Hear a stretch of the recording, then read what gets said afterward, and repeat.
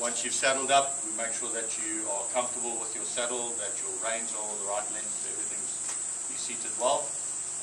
And then from there, we generally head out, depending on where we've seen more or less of interesting game that's out there. While we're out on the ride, it's vital that you remember to be aware of your surroundings at all times. Not only is it the guide's responsibility to try and pick up stuff, but it also helps if you guys are aware of stuff around you. When we're riding through areas that are relatively thick, it's really good that we're in single file. We stay in single file, keep your horses at a decent distance apart from each other. And then obviously if you pick something up, just let us know. We can stop and obviously look at it and check on that.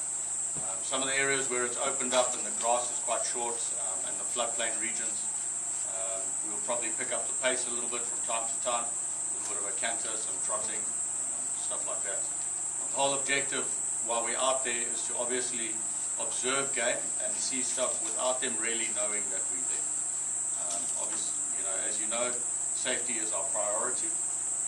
So we want to make sure that we can get out there, have a great time, and get back safely with the horses all intact and you in one piece also. If we do come across a dangerous situation, say for instance, we're riding up through some bushes, we come up on buffalo or elephant or anything like that, it's just critical that you make sure that you remain behind me. Obviously I carry a weapon with me, and that's an added safety feature that we have. We have a backup rider with us also, who's always at the back of everybody. And it's quite important that you listen to the instructions of what the guide has to say, and then listen to the backup rider if the backup rider has to take charge while the guide is actually trying to deal with the situation that we come across. But generally speaking, I'm always the person that is in the front, and I'll always try and keep my horse between whatever the danger is and you, to make sure that you can get away. But 99% of the time, it's 100% safe. Generally, like I say, we try and make sure that the game hardly knows that we're in their presence. Have you got any questions about any dangerous game or anything? Yeah, what happens if I need the loo along the ride? Okay, if you do need the loo, that's actually a very good question. Then you just let us know. Just tell us, look, I need to use the loo. We'll stop, either myself or the backup rider will get off or dismount and come to your horse. Obviously you jump off, and I will probably check, make sure that a bush is safe enough to go behind. We'd hate to come around the corner and find a black mamba sitting there. So make sure. And then then you just we can carry on. If you obviously drop something while we're on the ride, then then we'll stop and you mustn't dismount. Either the guide or the backup rider will dismount and pick up your article, clothing, camera, whatever it might be, binoculars. Why do you carry a gun? I carry a rifle for basically if we get into a situation where we have to use force, maybe to protect the horse from a predator, or if a buffalo, for instance, gores a horse and the rider falls, something like that. It's really in an extreme case. It's very unlikely that a situation like that happens. But in the event of us coming into a situation where we have to protect the guest or myself as well as the horses, that's what we carry the weapon for.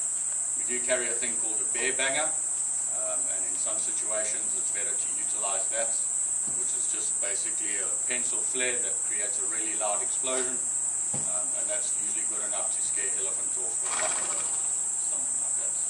So this is the last resort. Our first resort is utilizing the horse to get us. Have you ever had to use it? Only on one of my guests.